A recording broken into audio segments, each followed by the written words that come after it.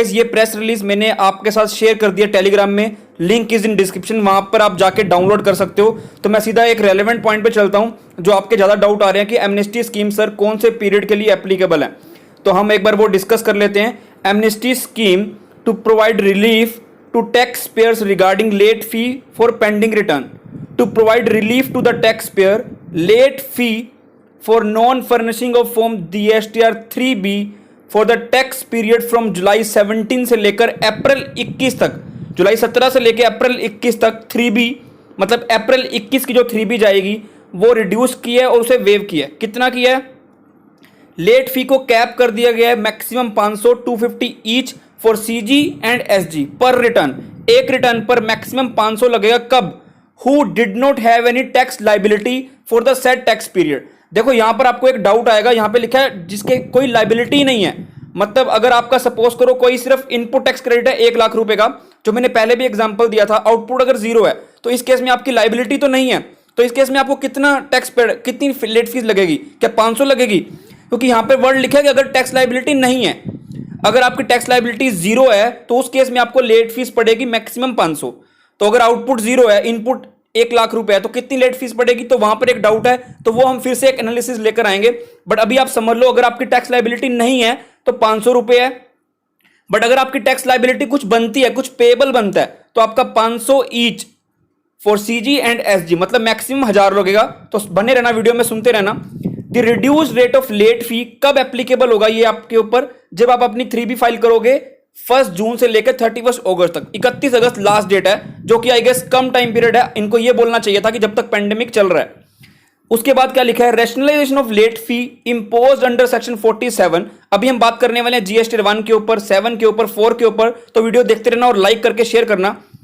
Number 1 A point, the late fee for delay in furnishing of form GSTR 3B and GSTR 1 cap कर रहे हैं हम पर return. एक रिटर्न के लिए मैक्सिमम कितना लगेगा वो बताया जा रहा है। For tax payer having nil tax liability, यहां पर भी वर्ड क्या है? Nil tax liability. अगर टैक्स लाइबिलिटी 0 बनती है, बट यहां पर एक पॉइंट बन सकता है कि अगर आपका इनपुट 1 लाख है, आउटपुट 0 है, तो तब क्या होगा? तो तब हम उसके एनालिसिस बाद में करेंगे। बट अभी आप समझ लो अगर नील टैक्स लाइबिलिटी है GSTR 3B में और GSTR 1 में नील आउटवर्ड सप्लाईज है, GSTR 1 में बिल्कुल 0 गया वो, या GSTR 3B में टैक्स लाइबिलिटी 0 है, तो मैक्सिमम लगेगी 500। अदर टैक्स पेयर के लिए क्या होगा कि अगर आपके टर्नओवर अप टू ₹1.5 करोड़ है, ठीक है, पिछले साल में, पूरे प्रीसीडिंग फाइनेंशियल ईयर में, साल में, तो उस केस में मैक्सिमम फीस लगेगी 2000 रुपया। अदर केस में जब आपकी नील टैक्स लाइबिलिटी नहीं है तो 2000 लगेगी, मतलब 1000 CG 1000 SG। कब? जब आपकी टर्नओवर 1.5 करोड़ तक है। बट अगर आपकी 1.5 करोड़ से ज्यादा 5 करोड़ तक है तो लेट फीस कितनी लगेगी? मैक्सिमम 2500 CG 2500 SG, मतलब 5000 लग जाएगी, ठीक है। बट अगर आपकी टर्नओवर 5 करोड़ से ऊपर जाएगी तो लेट फी लगेगी मैक्सिमम 5000 CG 5000 SG 10000 लग जाएगी, ठीक है। तो अभी हम बात करते हैं GSTR 4 के लिए कि GSTR 4 पे जो कंपोजिट टैक्स पेयर फाइल कर रहे हैं मैक्सिमम 500 लगेगी, 250 CG 250 SG पर रिटर्न। अगर आपकी टैक्स लाइबिलिटी कितनी है? नील। बट अगर अदर देन नील है तो उस केस में लगेगी 1000 CG 1000 SG 2000 पर रिटर्न लग जाएगी। और GSTR 7 के ऊपर आपको लेट फीस लगेगी 50 रुपए per day, 25 CG 25 SG, but maximum लगेगी 2000 पर रिटर्न, 1000 CG 1000 SG। तो इसके बाद इन्होंने बताया हुआ है रिगार्डिंग अपडेट इंटरेस्ट के ऊपर, और इंटरेस्ट के ऊपर हम सेपरेटली कल फिर से डिस्कस करेंगे।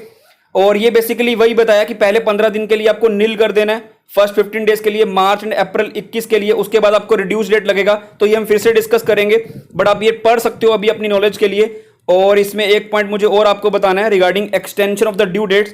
GSTR 1 की मई 21 के लिए बाय 15 दिन, extension of due date for filing of GSTR 4 20-21 के लिए 31 जुलाई 2021 डेट कर दी गई है।